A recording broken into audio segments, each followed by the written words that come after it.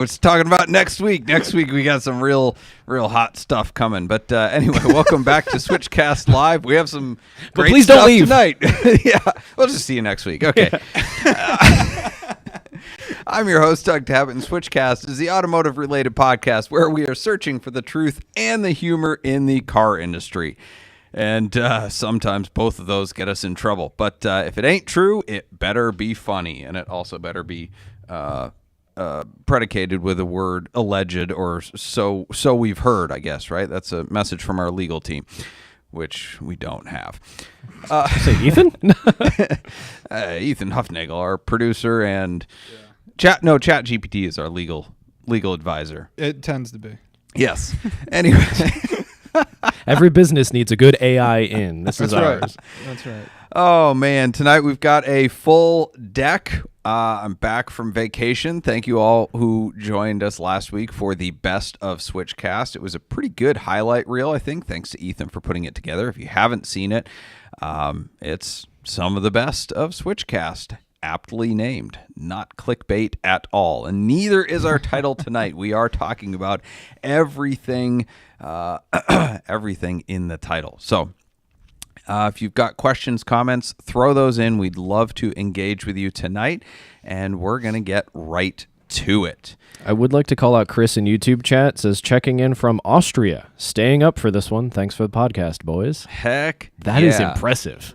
I've heard on our vacation, we heard that Austria was a great place to ski, and it was what one guy said, it was 98% of the Swiss Alps in terms of like luxury and experience and everything for like a third of the price. Everybody spends tons of money to go to Switzerland, go to the Swiss Alps, but Austria was like just as good and not as expensive. So heck yeah. I kind of want to go now. Secrets out. Sorry. Aston Martin, first piece of news via Autocar and Car and Driver, Aston Martin has backpedaled on their declaration to be all electric by 2030. Seems like a common theme among manufacturers this year, and now says they are committed to sell internal combustion engine vehicles well into the next decade. Their primary reasoning? It's what buyers want. That's right. Their chairman, Lawrence Stroll, yeah, you know that name from mediocre Formula One driving. But let's see. He said, quote, "It seems that there is a lot more hype in EVs, politically driven or whatever, than consumer demand, particularly at an Aston Martin price point." So, what do you know? They're following market demands.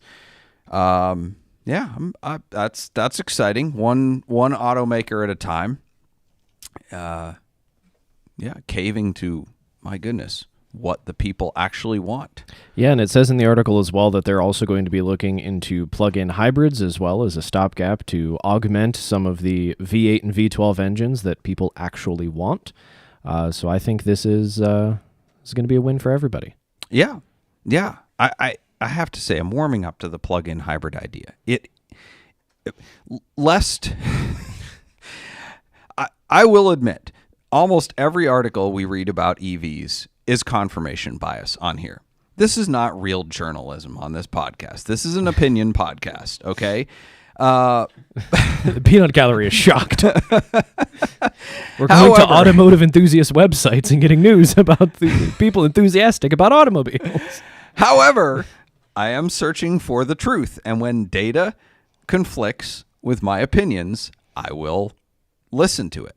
And it seems like the hybrid is one of the ways to the future for efficient motoring.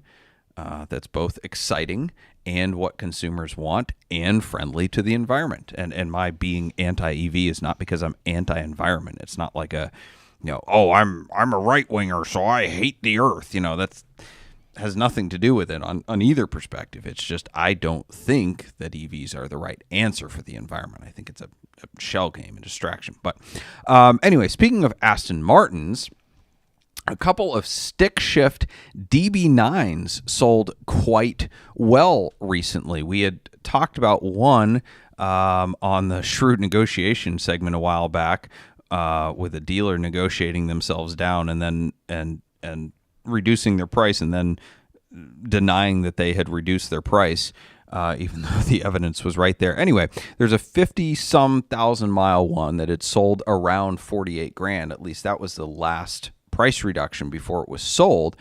And one recently, last week, sold on Bring a Trailer with 44,000 miles and a bad Carfax for $58,000, as well as one of the first ones in a number of years to cross the six-figure mark, at least since 2021. That was a DBS, golly. $107,000 one sold with a sport package on Bring a Trailer, 16,000 miles just a couple of weeks ago. And prior to that, a 13,000 mile one had sold for right around $80,000. So the market is increasing on those. People are starting to appreciate them. And, you know, I'm not going to take credit, but about a month ago, I did release a video on social media comparing Aston Martin DB9s to Ferraris and bourbon and saying how that the DB9 was a better car than the comparable Ferrari, but a third of the price. And look at that. All of a sudden, they're going up in value. So, you know. It sounds like you're trying to take some credit there, Doug. Listen, since we've started talking down on EVs on this podcast, numerous car manufacturers around the world have backpedaled on their promises to go all EV. They've totally changed their production plans. Since I made the video about DB9s, they've skyrocketed in value. And I mean, with these two data points, the trend is clear. Since we said Carvana was going bankrupt, their stock. No, okay, I'm 2 for 3. 2 out of 3 ain't bad. I'm 2 for 3. It's pretty good. Can we try to tell people that GT3s are terrible while we're at it? Maybe help me out a little bit. Those IMS bore scores. Yeah, get them out of here. Nobody's safe. Speaking of good bourbon, another loyal listener and repeat customer, earning his "Keep Your Woman But Switch Cars" shirt, Jim Ryder. Another bottle of bourbon, Blade and Bow. Ooh. The logo looks like a stick shift thing with the keys. So we're gonna try some sound effects here. Oh, get your Oh gosh. Yeah. What? bourbon ASM. Doug is struggling right now. Up to the mic. Bourbon ASMR brought to you by. Oh, and he popped it. Oh, Premature man. pop. Sure, whatever. Good. Anyway. Here we go. This is good. All right. Oh man. Oh yeah, you want to hit me with some of that, or I can hit myself with some of it. You can hit yourself with some of that. While Tyler is filling up his glass, another piece of EV news: Tesla is canceling their plans to build a sub $30,000 compact SUV, which I think they originally Elon had said they were going to do in like 2019. No, I'm sorry. Yes, that is correct. But, Elon's made lots and lots of promises that have not come true, like the model, the Roadster 2, I think it is. And now he's saying that that's going to have a 0 to 60 time of less than 1 second. Sure. Okay, we'll see that.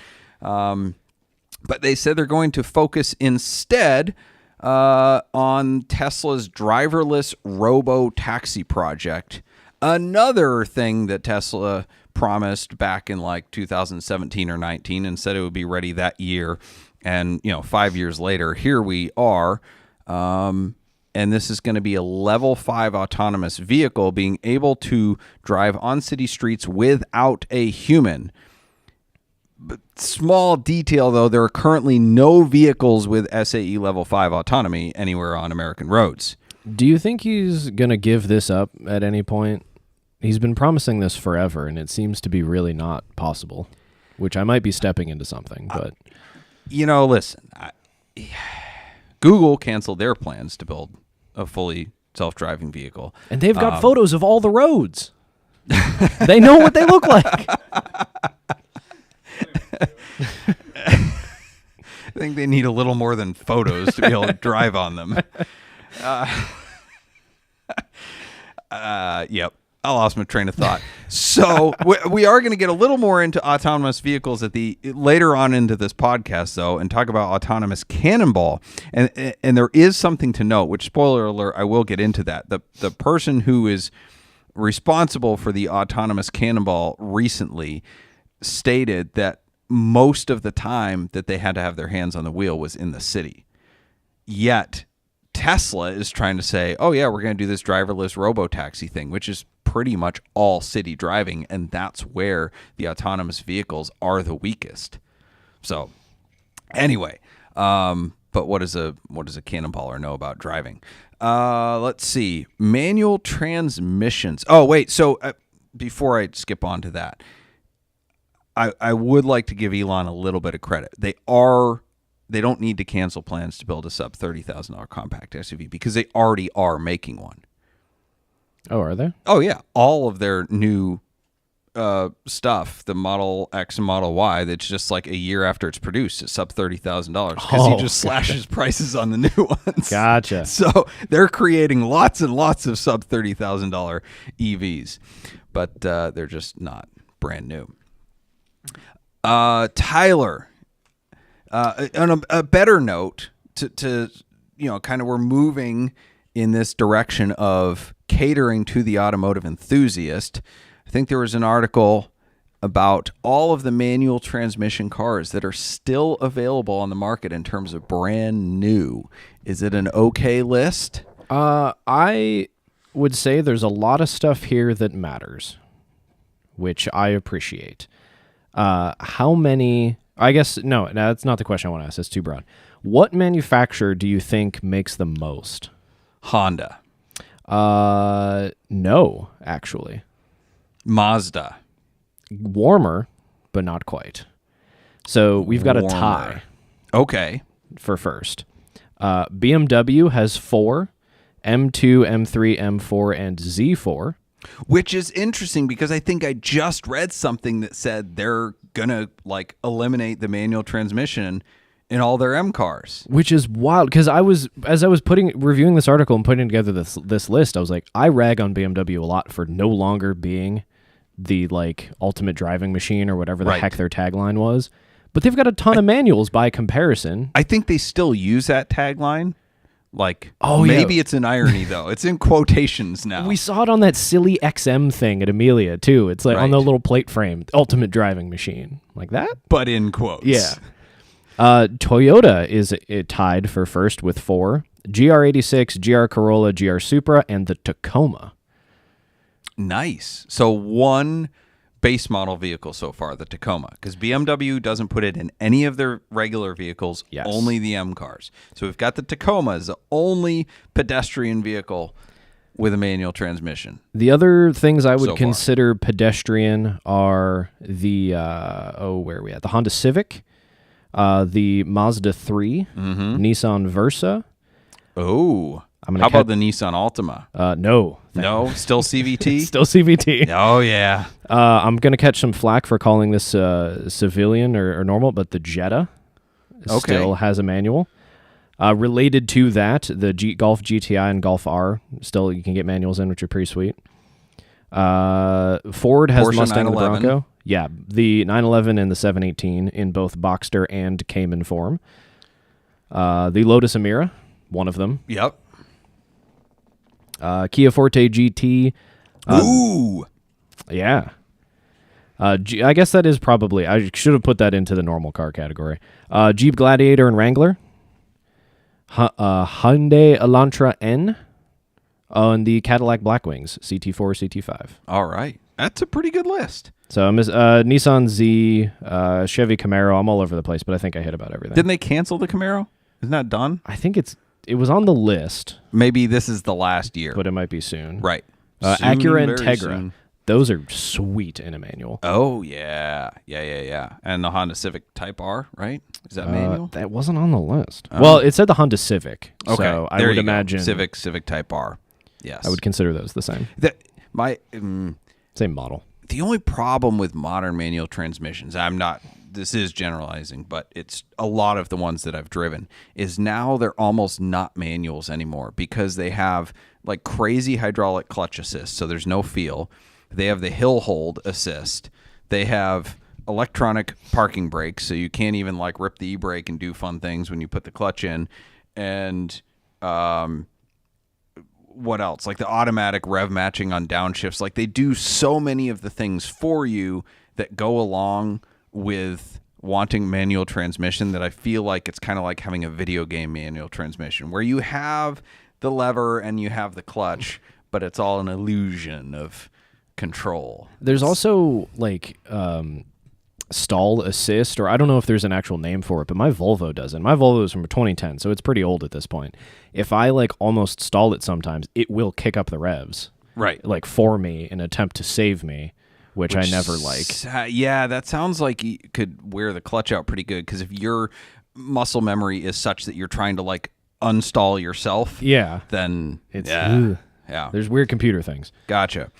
Still on the EV train here, GM and Honda are partnering up to invest $85 million in a Michigan facility for large-scale hydrogen fuel cell production, which is interesting because Honda announced fairly recently that I think them and Nissan were partnering up. It was like less official. It's just it wasn't a partnership. It was a memorandum of understanding that they were both going to be allies in EV production.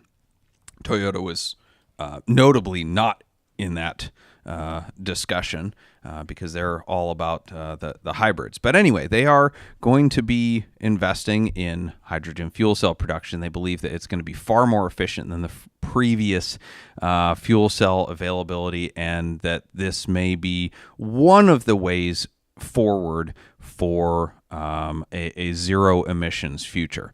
And I appreciate that. I appreciate that, this isn't necessarily a government sponsored initiative. I'm sure there will be credits, they're not dumb. But I like the direction we're going, both in that and the zero emissions fuel that Porsche has been developing. So I think there's a lot of different alternatives. Hydrogen is really good because, again, you don't have to reinvent the wheel in terms of rebuilding the world infrastructure of refueling or recharging, which a lot of people are not considering the environmental impact of completely changing the supply chain of energy. It takes a long time for that to ROI. Speaking of alternative energy, we had the solar eclipse last week. Oh, yeah. Did everybody stare at the sun? Yeah. Oh, well, so, I was thinking originally when I heard about this that Mitsubishi was coming out with a new EV. It'd be a crossover. Solar eclipse, right? But Ew. I know if they tried that, it would probably last about as long as the Eclipse, 3 to 4 minutes. And they'd likely sell so poorly that, like the actual solar eclipse, it would probably be 10 to 20 years before you'd see another one in real life. But we did enjoy a full totality here, and we watched the moon hide the sun for 3.5 minutes-ish in our front yard. It was amazing. It was sweet. Everybody that was poo-pooing it as like just a lame kind of thing, like they just didn't know. It was a very cool experience, like a very cool human experience. And I would like to see a Mitsubishi Eclipse with solar panels on it, though. Yeah, we can make this happen. Yes. And we can sell them No, wait, hold on. We talked about that a few weeks ago. We can't do that. If it got wrecked, though, do you think the insurance company would totality it out? So close. Sorry, I need to workshop that one a little bit more. Oh, so good. Alrighty, and as always, Switchcast is brought to you by Boxcast. Boxcast is a live streaming company based in Cleveland, Ohio, and they serve broadcasters and viewers around the world. Their founders launched Boxcast back in 2013 with one purpose: to make people a part of the experience. If you're looking to live stream your podcast, church service, car show, sporting event, wedding, or even your Cannonball attempt, Boxcast is an easy and flexible live streaming platform for organizations. Boxcast is so easy that we're broadcasting this show with a phone. So head on over to switchcars.com/boxcast to start your free trial. Alrighty. Hank, the Corvette curmudgeon, you are back in studio. Yeah, how you doing? I am doing great. You make it through all the rain and storms and stuff to get here tonight? Oh, yes, but it's nice. At least the salt's off the roads. I think we're going to start car show season soon. Yeah, have you taken your Corvette out? Nope. Oh, when maybe this weekend? Are you planning soon? I got to check the weather and the humidity and make sure there's no wind coming or anything that might blow some branches in the way. And got to check the car show schedule, too, and see what kind of loot's on the line. Yes. Have you, I think we talked about it. Do you think you're going to go to that Porsche Club and Corvette crossover car show? Well, that's a good question. I don't know. I did get to look down on some Porsches down at the Amelia Island thing with you. Yes. And that was pretty fun. The owners were a little snooty, I thought, but there were some nice cars, so maybe I'll go, and if I can judge some rich guys with Porsches and tell them their stuff stinks a little more than they think, then that might be a good time. Yeah, that sounds fun. I'll be bringing one of mine, so I hope you can judge me with all of your whatever opinions you have. I'm ready. Tonight, I did want to talk to you. I kind of want to judge the owners a little bit, more than the cars. Is that so? Well, you judge me every Wednesday, so I think is that out of your system? Maybe. Alrighty. Tonight, somebody sent into the show. This is from Nice Car Bro on, I believe, Instagram. Sent to you the 10 Commandments for Corvette owners. I was going to read them to you, see if you agree, and see what you feel. Okay. Commandment number 1: Thou shalt not loan a Corvette to anyone. Yep, that's pretty true. I might not even let them sit in the passenger seat. Number 2: Thou shalt not bring a Corvette to an automatic car wash. Well, no, duh. California car dusters only. And you should never even let it get dirty. Then you don't have to wash it. That's true. You just wipe it down. Removes the little problem. spritz. You should ask Doug what happened to his Porsche when he took it into an automatic car wash, though, if you want to. Scary things. That's a problem. Money don't buy sense. Number 3: Thou shalt not fail to wave to a fellow owner. Oh, yep. The Corvette wave. That's... Yeah, well, I don't know those. Those C7, C8 guys are mostly rich snobs, and they're not real Corvette guys, so they don't wave at anyone anyway. So I don't wave to any Corvette owner that has anything newer than a C6. Okay. So I'd modify that rule a little bit. All right, but we're still on the right path. Thou shalt not swear at Corvette, for it is being very temperamental. What? Does that ever happen to These yours? aren't Italian cars. This is made in America stuff. These are reliable cars. Yeah, that one's very strange. I'm not sure whose Corvette is being temperamental. Thou shalt not cruise on an unpaved road is number 5. I feel like that's stating the obvious. Get all those rocks hitting the bottom of your car. Thou shalt not pass a fellow Corvette owner in distress. Well, I suppose that depends if he beat me out for a trophy or not. But, these things don't ever break down. So if you're on the side of the road, it's because you bought some cheap aftermarket parts trying to doll your Corvette up in search of a trophy. So I think you deserve to be there, I don't know, the guy that wrote this, he must have a real unreliable one. He must have bought a C4 or something. Yeah, C4 with what is it, Crossfire? Crossfire injection, yeah. See, I know some Corvette things. Number, what is this, 7? Thou shalt not feed with budget-grade fuel. Well, premium is pretty dang expensive, and, I'm not going to a racetrack. In fact, I've never even had my car up to redline, so... depends. I'm on fixed income, so sometimes I gotta use the regular. Just put a little octane booster in it every now and then. All right, we're getting a little off course here, but hopefully they can pull us back in. Number 8, thou shalt not expose Corvette to severe weather conditions. Well, no kidding. Don't even drive it in light rain or too much humidity. Number 9, thou shalt not forget to activate alarm. Where in the world is he parking this thing that he needs to set his alarm? Also, I don't even leave my car at a car show by itself. I sit by it the whole time in case somebody wants to ask me about it. I've never needed an alarm. Park it in the garage when it's home. And then you buy it when it's out. I don't take it to get milk at the grocery store. All right, number 10. Thou shalt not acknowledge a Porsche or 280Z as being true sports cars. Well, yeah, that's a tough one. You know, as much as I give you crap, Tyler, your Porsche is pretty nice. I enjoyed the ride in it, and you know, it's not my budget, but they're pretty nice cars. I'm not gonna say they're not real sports cars. Corvette's better, and it's more rare, and it's more reliable, and it's made in America. But you know, we'll let them have their moment. They are pretty impressive cars. Well, Hank, I appreciate your very even-keeled look at that, even for a Corvette owner. So I appreciate it. Hopefully we'll see you at the car show. I think it's May 20th is the Porsche Club and Corvette one. But that was Hank, everybody, the Corvette curmudgeon, brought to you unwittingly by the Corvette Buy-Sell Trade Group on Facebook. That is your source for cranky boomers, overpriced Corvettes, and reinforced stereotypes. Ethan didn't crack his smile this time at that He's one. getting used to it, I think. I need to start inserting random words. Yeah, we need to put a little bit more beef into that. A little pizzazz into Ooh, it. beef. We need to put some chrome taillights on that Yeah. description. Heck yeah. A couple weeks ago, we talked about the anti-curmudgeon vehicle that was posted on Manheim. It was a 2023 Z06 with 82,000 miles. Well, thanks to a listener who works there, we were able to confirm the sale because it didn't show up in Manheim. It will not disclose the number it sold for because it did sell to a dealer.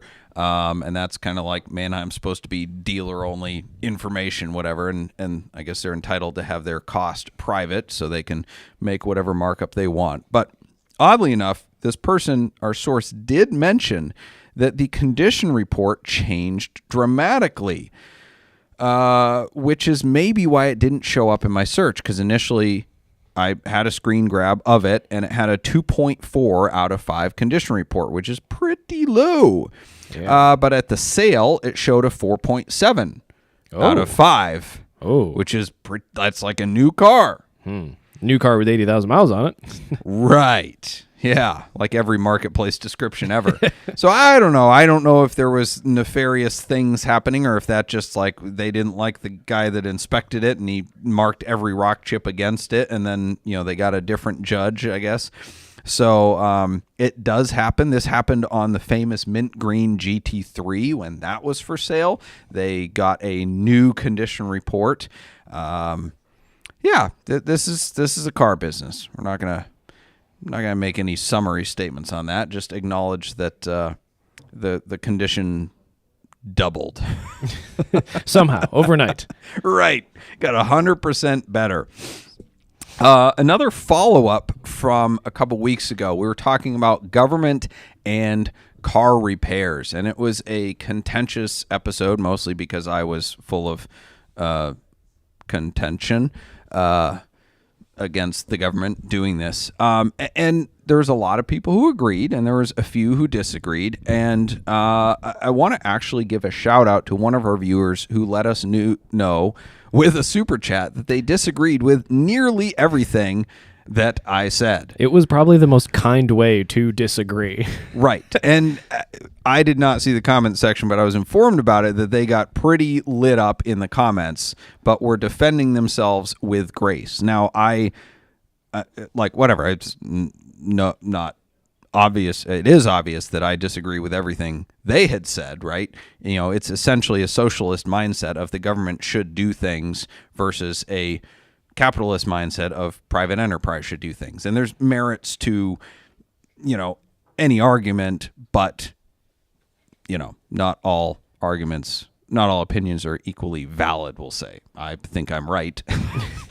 But what I want to give props to is not for their opinion, because I wholeheartedly disagree, but their ability, and I believe this is an art, to disagree without being disagreeable. It seemed like most of the people that were agreeing with me and lighting this person up were doing it in a disagreeable manner, and the ability to disagree without being disagreeable is an art form that has been lost, I think, in today's social media age, where we can post stuff anonymously and be as contentious and disagreeable as we see fit, things that we would probably never do in person. And I believe the art of debate is a wonderful thing. We appreciate our viewers who disagree with us as much as we do those who agree. We don't want this podcast to be an echo chamber. But I do want to follow up that I feel like I didn't put a cap on some of the things about this government-funded car repair program. I want to reiterate that it's not from a lack of compassion that I am against this program. It is... I think people who are struggling through life should be helped by those who aren't. The point I was making is that government is the worst possible entity to affect this. And if you don't believe me, go stand in line at the post office or the DMV or the Social Security Administration or any other government organization. And as a counterpoint to that, the local license bureau where we get our license plates is the most incredibly efficient government thing I have ever seen. It's amazing how well that's run. But you know why?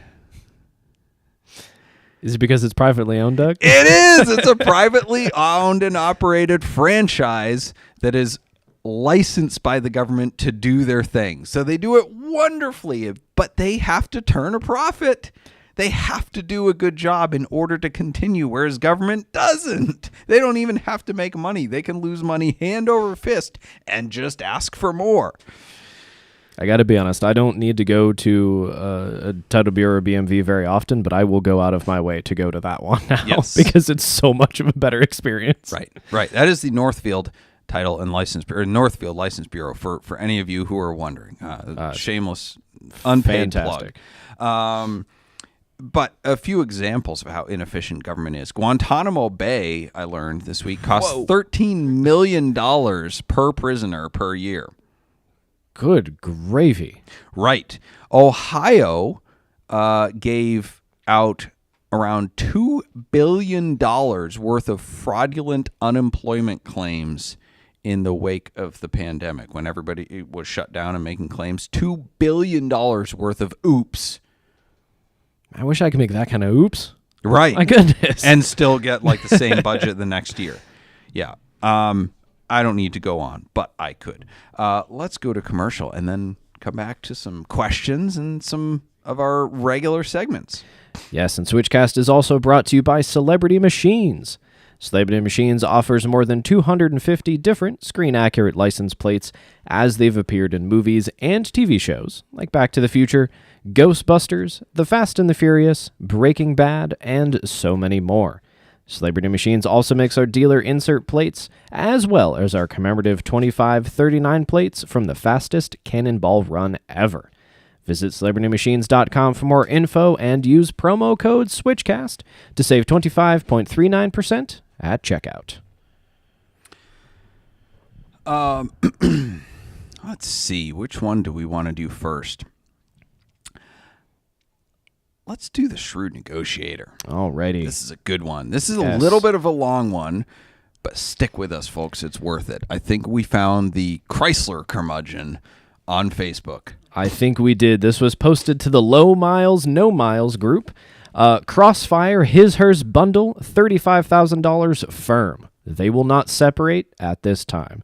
I think they're talking about the cars and not in their marriage, but I hope, that one is solid as well. I wonder if they have like a prenuptial for the cars. That'd be amazing. There are extras that come with the cars, so we'll have to... Like stuffed tigers? I don't see any listed, but who knows? They might be left in the trunk. Spring has sprung here in upstate New York, and it's almost time to get the Crossfires out. Some of you already know what I'm about to post. Yes, we are checking to see if there's any serious interest in purchasing all of our Crossfire stuff as a package. Have they posted it like every spring or something for the last 5 years? I do wonder, it isn't a for sale group, so I guess maybe they know, but both are retired show cars. Oh, gosh. They have never seen winter and barely seen rain. Crossfires are retired show cars. Do they also have like show dogs? Or do they go around in those? It seems like, yeah, okay. All right, so hers is up first. 2005 Crossfire SRT6 SSB. Low miles. Approximately 30,000. I will confirm once they come out of storage. Light cosmetic mods, including factory chrome SRT6 wheels, needs nothing but a new owner. Yeah, I heard that before. And a new windshield, apparently. As scratches from a Scotch-Brite cleaning pad cleaning bugs off. Okay. While it's not noticeable in photos, I wanted to point that out. It has light and tasteful hand-done pinstripes that can be removed. Should be removed. All right, now on to... Were they painted on or taped? They do not say. Hand-done pinstripes screams painted to me, and that is not that easy to remove. You're going to need those Scotch-Brite pads all on the side of the car. No, because I bought a Cadillac once with painted on pinstripes, and it had like etched or burned or something into the clear coat. So like we took them off, but they weren't totally gone. Oh, yikes. Yeah. All right, now on to his Crossfire. 2005, limited 6-speed stick, low miles, approximately 20K. I will confirm once they come out of storage. Light cosmetic mods and one-off Dayton wire wheels. 18 on the front and 20 on the back. Ugh. That's big. That's got to look like a weird hot rod. Currently has the factory SRT6 front bumper cover. The original is in storage. 20-inch wire wheels on a Chrysler product. But like I'm guessing that these people are geriatric in nature. But that's so confusing. That's like, I don't know if I'm a classic Jaguar or like a hood rat show car. Or like the Swangers or whatever in Texas, yeah, where they have the crazy wire wheels. Like 20-inch wire wheels on a Chrysler does not say retired show car to me. It screams like street takeover. Yeah, it's a choice. I wish I had photos. I don't actually have photos of the cars. I should have found those beforehand, but they were clipped out of the screenshots I have. It also has the SRT6 rear deck lid, I guess. So I don't know if you could get a stick with the SRT6, maybe not. That's why he's got all these accoutrements to make it look like one. Needs nothing but a new owner as well. Oh yeah, heard that already. Are a few light dimples that a dent doctor can take care of. While it's not noticeable in photos, I wanted to mention it, like everything else. Did the judges not pick those out when they were judging his car? I guess so. It also has light, tasteful, hand-done pinstripes that can be removed. Oh gosh. All right, you ready for the extras, I would Doug? like to have a beer with these people and ask them questions, but I feel like they don't drink alcohol. They absolutely don't. All right, you ready for the extras that come with these cars? I'm ready. Okay. Complete factory Miller dealer toolbox. Complete set of stock SRT6 factory rims. 2 Crossfire covers. 2 sets of NOS luggage. Actually, wait, hold on. You could get Crossfire luggage? Apparently. That's amazing. 2 sets of lately used luggage. So what these people did, Doug, is they had a set of luggage in storage. They had them in the plastic for the show to be judged. Oh, my And then gosh. they had a second set that they used. Oh, amazing. no. Honestly, that's got to be some rare stuff, though. Did they put their new luggage in the old luggage? Did they use the used luggage? Oh, man. That's special. They have miscellaneous Crossfire print documents, miscellaneous Crossfire jackets and shirts. Do they have the VIN numbers embroidered into the jackets? I wish. Custom large Crossfire dealer neon sign. That's something I've always wanted. It'd look great here in the shop. This is a bit confusing. Miscellaneous used Get Me Home tires and rims. I don't know. They probably have a support vehicle or a trailer or something, and then they drive home on their non-show wheels. What I thought was the funniest, though, I engaged. I shouldn't say engaged. I trolled hard on this listing, but somebody asked about the Scotch-Brite pads for the windshield. And the seller responded that it was a magic eraser and that their detailer had gotten rid of most of it. What? But because these are retired show cars and they didn't want to replace the windshield because then the numbers won't match. The windshield numbers. So I trolled and I was like, I'm sorry, the numbers won't match on the windshield? Like, nobody's ever asked that ever about Crossfires. Like, numbers matching for a historic Corvette or Porsche on the engine and the gearbox, sure. But the windshield on a Chrysler Crossfire? I don't think so. And so he went on to say, oh, yes, each piece of glass on the Crossfire has the VIN etched into it. When you are showing cars and they are being judged, numbers matching glass counts. Is he smoking something? You can't pay me to care enough about this. Yet we are, because we're talking about it. But the funniest thing is somebody else who actually knows about this stuff. Like, I don't know. Okay, like, yeah, some older rare cars, like the Lamborghini Diablo we have, does have the serial number etched into the glass. So it is important to have the original glass, not necessarily from a collectability standpoint, but to confirm that, like, oh, okay, the car probably wasn't wrecked if all the glass is original, right? Same thing as having VIN stickers on a car. It just confirms that the car is original. It's not the VIN stickers themselves that matter. It's what they're evidence of. But on a Crossfire, I'm sorry, just nobody cares. But somebody chimed in to say that no, that actually wasn't a thing on Crossfires. It was something that the dealers did that people would pay for. It was like a thing back in the 90s when like people would pay for rust proofing and VIN etching, and you could trace the car if it was stolen. So this guy is all bent out of shape about not replacing his windshield glass because then it wouldn't be numbers matching, because he's got to get the perfect score being judged when it was a dealer add-on they paid for in the first place. Not to mention the janky wire wheels. The amount of chrome my dude has on his car. But I found photos. This is absurd. Chrome door handles? yeah, and he's worried, right? He's worried about the numbers matching glass, but he has all this chrome crap on it. Like, And they've got like fake chrome tiny little mud flaps on. What are these? And they're convertibles. Is it? Oh, I'm offended. oh yes, Hank should meet this guy. But there's a very obvious lesson that nobody needs to learn from this, is if you have two cars, don't bother selling them together.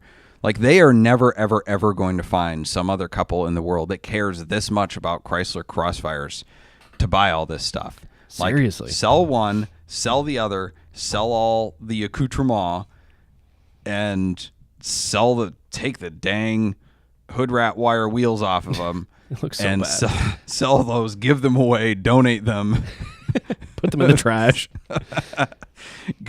go down to a seedy part of town and drop them off, and somebody will put them on their 300C and then take it to a street takeover event. So, Yes Officer in YouTube chat has a very good question. What show takes Crossfires?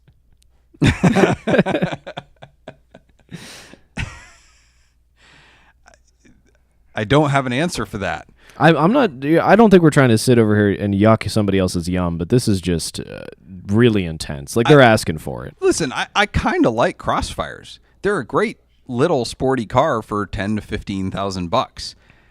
I want to make fun of somebody who loves their Crossfire this much that their marital life is dedicated to preserving these things like they are pets, It's like wild. show horses. So, I mean, I get it. They're just as weird people in the Ferrari world, but I feel like it's a little more justified when you have a car that is worth showing in and of itself. Yeah, these Crossfires are quirky and kind of cool looking, but they're from like the worst era of Chrysler. It's like everything is terrible. But they're Mercedes, though. Oh, that's It's a Mercedes right. SLK. I forgot. It was not from a great era of Mercedes either, from a quality standpoint. I feel like it was the tail end of the best era of Chrysler from a design standpoint, because they were doing all the retro heritage stuff and they were really pushing the envelope. Quality, maybe not, but I think they were kind of cool. I think I've considered buying one. Have you really? Would Not it be an these- SRT? not There's these two two. right here. I have not considered buying two. I've considered buying one, just for kicks and giggles. It's a fun, cheap car. And it's like such a short wheelbase. It's got to be kind of wild. Yeah. To like drive spiritedly. Right. Oh, I don't know. Would you do a convertible so you can get Oh, the yeah. wind in your hair and Yeah. a Crossfire convertible? Yeah, the coupe looks like it's leaning forward too much. I do like the convertible better. Speaking of questions, let's go to the question of the week. The question of the week is brought to you by Nuts for Sticks. Nuts for Sticks is a brand celebrating the manual transmission in all of its forms. Forget the flappy paddles, we like shifting ourselves. Check out our fun and funny stick-themed shirts at nutsforsticks.com and save 10% on your order using the discount code SWITCHCAST. That is nutsforsticks.com and use code SWITCHCAST. Our question of the week comes to us from what looks like Jordan on Facebook, I think. Instagram. Oh, they all look the same. All right. Hey, long-time listener, first-time caller. I love that phrase. It's so overused, but I love it. Getting to the point, I want to get my first and hopefully last sports car or fun car to drive. How would I start with hiring you to consult? Is that the question, or no? There's a lot more, but I Okay. figured I'd let you kind of sit on that for a minute. Was thinking you a send me 99 money? That's how you start. was thinking a 996 or E30 M3 or Lotus Elise. We've got varying price categories here. Yes, depending on the quality. Yes. Yeah. Don't want long-term maintenance nightmare. So why do you want a 996? I like the Lotus for that reason. Toyota engine. I was born in the 80s, so I love the 90s and early 2000s cars, and the 996 was the first Porsche I ever sat in. I like the NSX too, but their prices have gotten out of control. I'm down in the Dallas, Texas area. So if you like NSXs but are turned off by the prices, which, you know, a bad one you can get in for about 60 grand for like a pretty bad one, like a really bad one. But a decent one is like 85. So I'm assuming that is out of his budget. So let's say that 50 is the budget, right? Because a Lotus Elise is easily attainable in that price range. A 996 definitely. Could even get a bad 996 turbo for that money. I like the Elise as well. All three of those cars are very, very different driving personalities. The E30 M3 is the only outlier to me, though, that's confusing because those prices have gone more out of control than the NSXs. Good ones are six figures all day long. Yeah. And you need a 200,000-mile modified one to get one even in the price range of like a really good Lotus Elise. So I feel like the bottom end of the E30 M3 market is very close to the bottom end of the NSX market. And if I'm stretching my budget out of any of those choices, I would go for an NSX as well. Hands down, 100%. It's the most reliable out of all of them. The Elises are good, but they're not bulletproof. You can break those engines if you do too many things to them.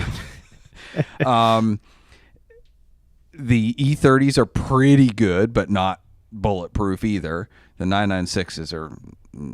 yeah, well, IMS bore scoring and then some. Look, I love mine, but I know that it's like at any moment. But Tyler lives in constant fear of... I've got a lot of anxiety. It's fine. I'd make a marital joke about like living in constant fear of your engine leaving you, but anyway, you're a better spouse to your car than that. I, of those three choices, I'd probably go for Lotus Elise. It is a very different feel driving it. I mean, it is Spartan as Spartan gets. The 996 is quite a bit more luxurious, and the E30 is a slow box, but they're fun with the right mods. But yeah, I'd stretch and go for the NSX. Do it. Even if you get like a pretty okay NSX, I feel like you get a compromise of a fantastic sports car with reliability. Like an NSX to me seems like you can still road trip it, you can still use it all the time, but it is very much a mid-engine sports car. The Elise, while they'll never make a car like that ever again, and they are incredible a reason for it. It's like, it is like, everybody's like, it's a go-kart for the road. That's what an Elise is. It's a little bit of metal, right? with It's the a body on go-kart top that of it. really shouldn't be for the road, and DOT and the NHTSA said no more for the road. They literally said, like, we're done. Nope, this is not safe. This is not an appropriate road vehicle. So, not that I care about their opinion, but it I kind of agree with them on that. So for the Scaminator this week, we have a couple of quick things, and we'll gloss over them because we're running out of time. And we have really good props and flops of the week that are some good discussion. But there was a question, I think, on Instagram about about a guy selling a car, and a dealer wanted to wire him funds and didn't ask very many questions, and he thought that was odd. He goes, "Is this a scam?"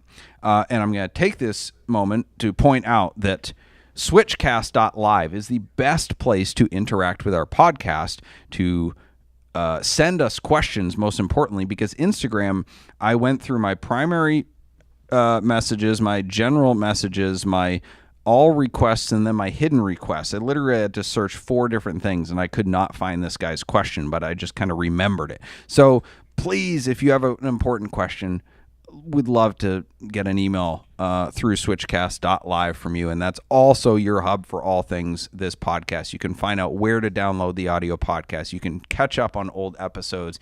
You can read old blog posts, see highlights, stuff like that. So again, utilize that website, and we love to get questions through there.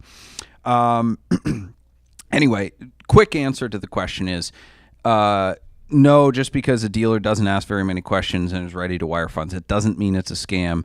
You may just have underpriced it, or they know exactly what they're buying and they're willing to take the gamble. So we do that a lot. We ask a lot of questions, but we're pretty ready to buy if the car is the right price and we find it online. So that's not immediately a red flag. Typically, scammers are trying to Western Union you or get you to send them a cashier's check back.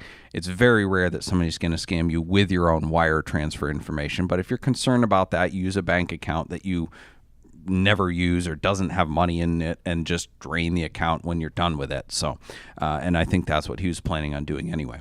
Also, Scaminator preview maybe for next week. Our boy Charles Harris from Direct Auto Tennessee, formerly of Direct Auto Tennessee, is allegedly still at it, still scamming people. I got a call yesterday about this, that there was a recent scam, and we covered some of his alleged and confirmed activities on a previous episode of the podcast, and he threatened to sue us for defamation, but then apparently he's still doing the things that he claims that we're besmirching his character about.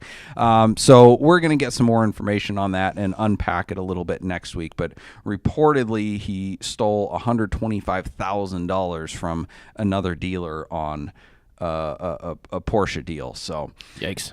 Yeah. So much for defamation. He's doing his own defamation. So it's interesting. Let's do the props and flops of the week. And the props and flops are, props and flops are brought to you by Switch Crocs Cars. and flocks. I got a little ahead of myself. Birds and shoes. Whoo! Switch Cars is the enthusiast's dealership where we buy, sell, consign, service, and store only cars that we like ourselves. Check out our handpicked inventory at switchcars.com. And Doug, our pick of the week from Switch Cars inventory is what? 2021 Lotus Evora GT. 3.5 liter supercharged V6, pushing 400 horsepower. 6-speed manual transmission and beautiful nightfall blue metallic color with a carbon package. Only 2,500 miles since new, and it is as new. So if you're looking for a nice example of those in a exciting color, check it out at switchcars.com. And nice. If you mention the discount code SWITCHCAST, you'll get $1,000 off our listed price. All right, now enough of that Lotus business. What's the real pick of the week, Doug? You told me before the show. The Lotus? No, the Toyota Corolla outside. Oh, no, there's a Toyota Corolla out front. Thought I was in the wrong place for a second. If anybody needs a kid, the college kid mobile or something like that, So, prop of the week. Jay Roberts, Gonzo Prius, sets an autonomous cannonball record with his wife, Gypsy. The important thing here is the percent of autonomy, not the speed. That's right. He went incredibly slow. In fact, he told me his plans were to drive the speed limit the entire trip. So no laws were broken here, but he did set out and had a contraption to track down to a science the number of times he touched the steering wheel or like made a correction or provided any type of human input. So it not only kept a counter of the actual interactions, but like the total time. So they had a percentage meter going that said how much of their drive across country was autonomous. And I'm terrible at this because I did not put the numbers in front of me, but it was just over 98% autonomous. Whoa. Yes, I think it was 98.4 actually, going from memory. The previous record, which did not have that level of documentation, it was basically estimated, was Alex Roy's, which was about, I think it was 97.8, but that was kind of a number picked out of the sky. Jay set out to have just incredible levels of documentation on every aspect of his trip, GPS tracking, multiple in-person witnesses at the start and finish, multiple witnesses over Glimpse, tons of electronic data logs, basically huge amount of proof for his claims and a huge amount of data to say this is exactly what we did. And very cool that he did it with his wife. I like coining those types of runs, a cannonball and chain. But there's three important things to take away from this run.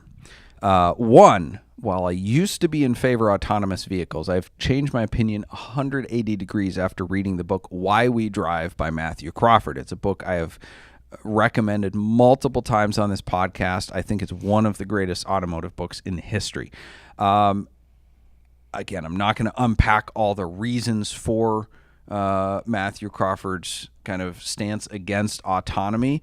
Well, I'll just say, go read it. And I celebrate Jay and Gypsy's achievement. It is certainly an interesting moment in Cannonball history. And it is hearkening back to kind of the early days of Cannonball, when Cannonball Baker and Ab Jenkins and all those guys were doing it in the early 1900s. That was about moving a technology forward. It was about proving the legitimacy of the automobile as a mode of transportation. And what Jay did is along those same lines. It's kind of taking us back 100 years in Cannonball. He's proving the legitimacy, the possibility of autonomy. And I'm not necessarily in love with that technology, but I celebrate the achievement and what it says about the progress of technology with automobiles. And it's just a cool idea of driving, but not driving across the country. The second thing to take away, his burden of proof for a slow run is absolutely incredible. The list of stuff he had is very, very long, and it sets a standard for any run, I think, in which someone wants to claim some sort of notable achievement, whether it's an overall record or a rental or a solo or a nonstop or anything like that. I strongly believe that it is up to the person who runs to prove that it was done, not for the rest of the watching world to have to disprove a ridiculous claim.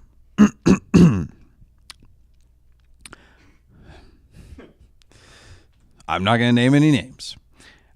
Three, I want to talk a little bit about like the subcategory runs, right? So you have the Cannonball record, then you have the nonstop record. You have people doing it solo, which is one person. You have people doing it nonstop, which is, no fuel stops. Jay also coincidentally holds the record for that. You have the coast to coast to coast record. You have all sorts of other things. You have people, I did it in a classic car. I did it with a dog in the back, or I did it with this or that or whatever.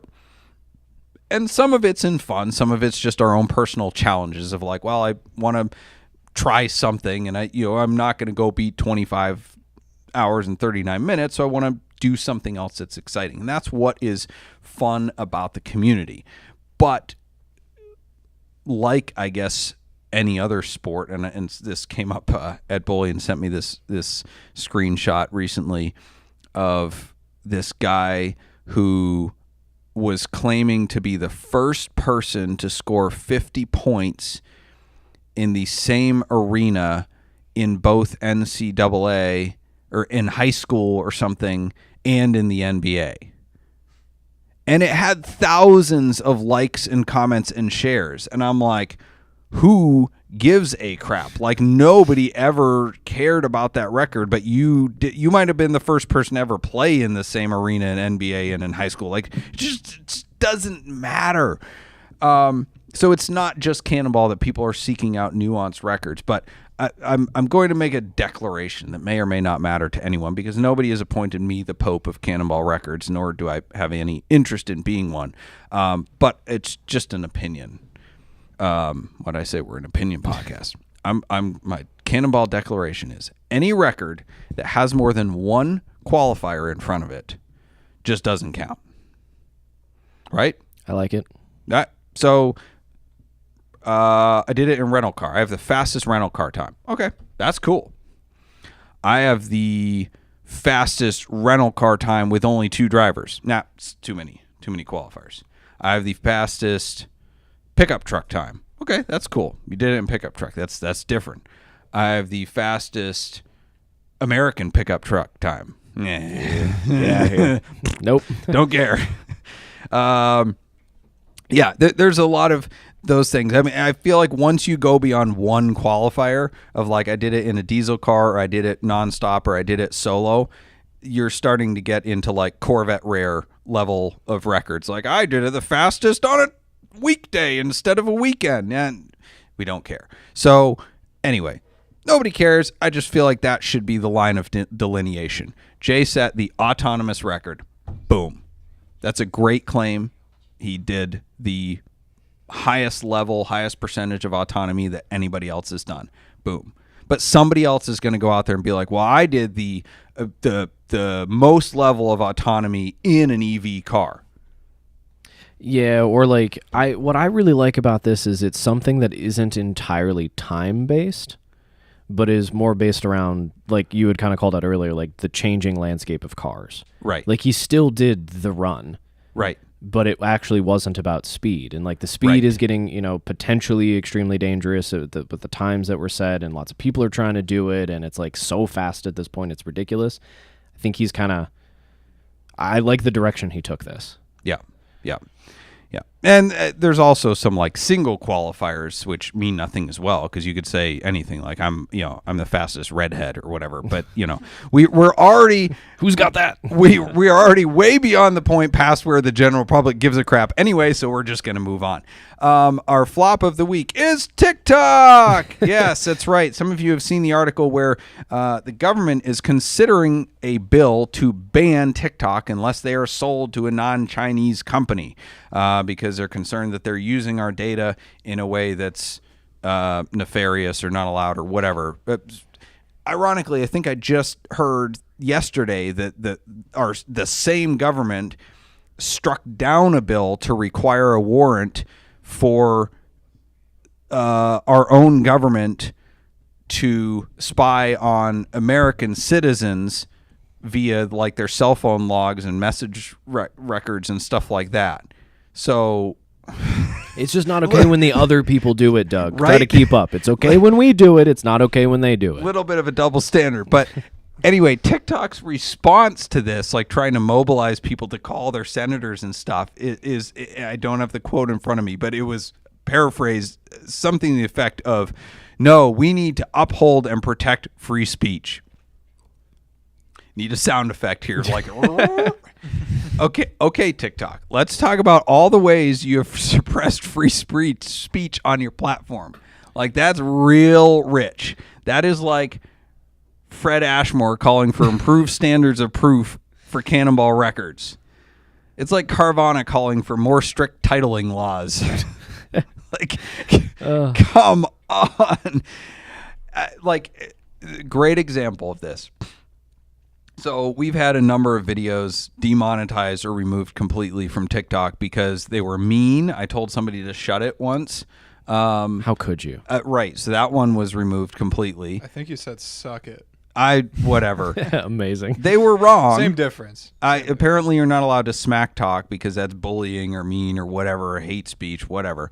Had a video taken down multiple times. It was doing donuts under fireworks on private property because it was promoting dangerous acts. Video talking about Cannonball Record taken down because it was promoting dangerous acts. So there's really no free speech here. But the most crazy one is recently we had a video do quite well about a million-mile Ferrari 456. And I made a reference, basically an analogy that said that the interior had so much makeup on it, so much dye on the leather. It had more makeup than a retired stripper. And that was removed because it was sexually suggestive content. Or sorry, not removed. It was demonetized. Demonetized. Yeah, they didn't take it down. They just stopped paying you. But I also thought they I don't know if this had anything to do with it, but you use the term shrinkage to describe the leather in the car after so long, and we put up that little still of George Costanza out of the pool. That was shrinkage. I highly doubt it's possible. Maybe George Costanza was offended and he reported the video. Maybe that's what. Yeah, Jason Alexander got really mad with it. Yeah, in both instances, it's like you were clearly explicitly referring to the vehicle. And right. In whatever terms you were using, it was very obviously about the vehicle and not about anything else. Well, and the crazy thing is it got 250,000 views in a couple days, even though part of demonetization is they essentially suppress it. They don't put it in the For You feed. So this video was killing it, even against all odds with TikTok. So we appealed it. They said, "Oh yeah, you're right. We're gonna pay you for those 250,000 views." And the views instantly stopped. We got like 1,000 more views in the last week and a half. So they deliberately, obviously suppressed it because people wanted to see the video, and TikTok's like, "Nope, we're gonna let you have your money, but we're gonna suppress it." So I think it's real rich that TikTok is saying, no, we need to protect free speech. Don't ban us from the U.S. But yeah, they're just doing such a terrible job at it. Anyway, that's all we have for tonight. I am looking forward to next week. We've got a lot of great material already in the works. I hope you are as well. And after this, we're going to have our bonus round of live Q&A. So if you're watching on YouTube or Instagram or Facebook, throw those questions in. We'll have our bonus round of TikTok. For those of you listening on the audio podcast, thank you again for joining us. We want to thank our sponsors, Boxcast, Nuts for Sticks, Switch Cars, Celebrity Machines, Parallel Printworks, and Stephen Holm Woodworking. Thank you to our producer, Ethan Huffnagel, and our Ed McMahon, Tyler Sanders. Our bumper music is provided by Emily and Ivory. You can stream their album on Spotify or SoundCloud. This episode will be available next Monday in audio format wherever you listen to podcasts. Thank you for listening, and we'll see you next Wednesday at 8 p.m. as we look forward to edifying, entertaining, and educating you on the drive of your life. All right. Fire away with those questions. Chat was blowing up over here. I don't know we had YouTube, lots of stuff going on YouTube as well. Vampire Bear, Mark from Bucyrus, said they had a tornado pass by and asked if there was any tornadoes up here. And Mark, there was none where we're at. That I know of. There was one just east of us, south of Garrettsville. Golly. That touched down and seemed pretty sketch. I haven't seen any photos of damage, but we had a heck of a storm roll through before the podcast tonight. Yeah. I have not seen so many tornadoes in 20 years in Ohio as I have this last year. Yeah, it's crazy. Substantial. Yeah. Yeah, go figure. I go buy a property with 6 acres and a bunch of trees, and all of a sudden Armageddon happens. Wasn't there were you guys like in town when like all the alarms were going off and like your phone was blowing up with a warning and they told you to like get in the basement? That was last year, wasn't it? Yeah. It wasn't that long ago. Yeah. It was that last fall. Yeah. So we have our phones in airplane mode at night because like we don't want airplane mode or do not disturb? Airplane mode. Oh, okay. Yeah, because we don't want, like, I have tinnitus and stuff like that, so we don't want the frequency crap affecting our brains and giving us cancer and all. And we get a little tinfoil hat stuff, but no, it's for real. Like they've linked cell phone usage to cancer of all types, That's why guys brain shouldn't put cancer it in and their ball pockets. cancer and wherever you keep your Your phones. No. Why, God, what? No, I said God made rotary phones. I said that's why you're not supposed to put phones in your pocket, but you already just said that. So. Right. I don't know where else you keep. Well, honestly, that's probably why Corvette owners live so long. It's because they put their phone, they clip it. It's far enough away from their belt. No, I think my girlfriend also has airplane mode on her phone, and she slept through it. And there was like a tornado that was probably a few miles from her. It was real close where she was at the time. She's like, I had no idea. No, we woke up when a giant branch hit. Like, we have mostly glass windows in our bedroom, and this giant branch hit them. And I woke up. I had no idea there was going to be a storm, and I'm like, the world is coming into our bedroom, and somehow the windows didn't break, but power went out immediately, and I ran down to console our son, and but like, we had no idea anything was going on. We couldn't hear the tornado sirens in our house, and our phones were off.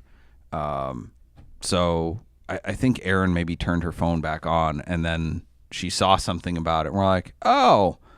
And we're just like, oh, no big deal. Should get you one of those weather radio businesses that like honks the horn for you while like in your house. Right. Yeah, but we couldn't hear the siren at all. So our neighbors did. But I mean, thankfully we were down in the basement. So the lower level is essentially a walkout basement. So we probably would have been fine. But anyway, no clue. Oof. We do have a super chat, a late super chat from Jeremiah Johnson on YouTube. Thank you very, very much. That is a super consistent listener. Hi, Doug. What was the closest call you've had with narcolepsy while driving?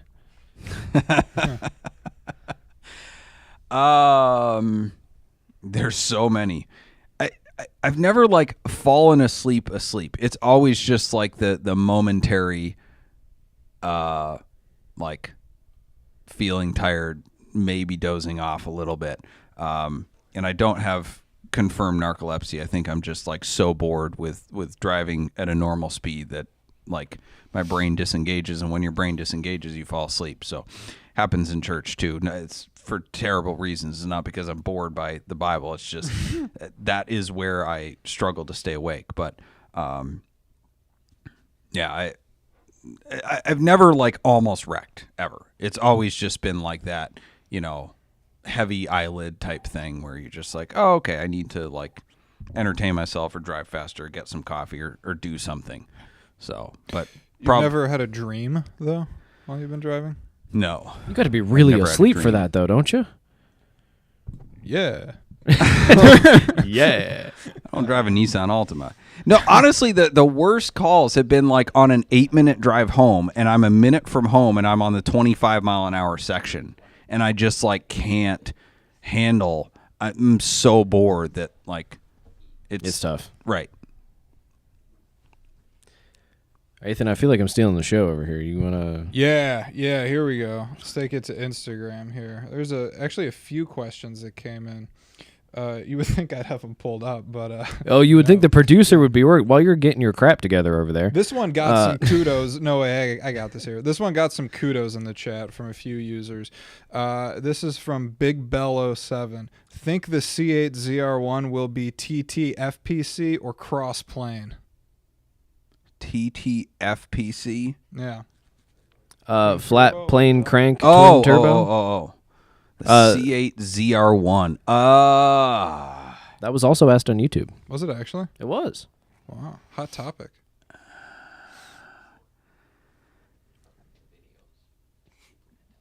Corvette has never done a twin turbo from the factory.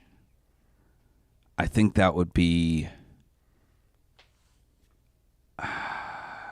That is the direction every car manufacturer is going for power and efficiency.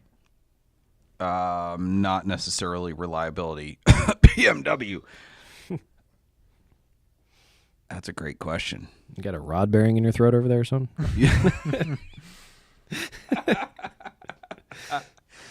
I think they might go twin turbo.